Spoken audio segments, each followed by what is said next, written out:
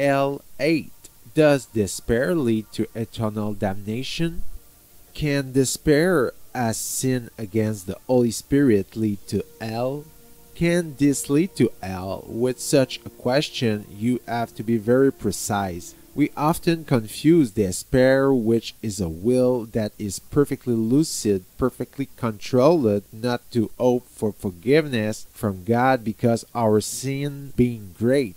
God cannot lower himself to forgiving. That would be ridiculous. And we do not want to this forgiveness with psychological despair, which leads people consequently to suicide, which is a night form of the mind, a terrible ordeal because life no longer has meaning. This second issue here is called despair, far from leading to hell as a sin, sometimes mortal or of weakness, and which prevents consideration for others. We leave a lot of people on earth that we should have taken care of on many occasions, but this occurs from such suffering. Therefore, the Lord will never put such a poor sinner into hell. He gives him back his joy, he resuscitates him, he becomes his advocate, and the person finally regrets with all his heart having done such actions during such moments of suffering. Desperation has nothing to do with it. If, for example, Judas is in hell, which is possible since Christ says it would have been better for this man that he was not born, it is not because of his despair during his suicide. It is only if this happened. When Christ died the following day, he went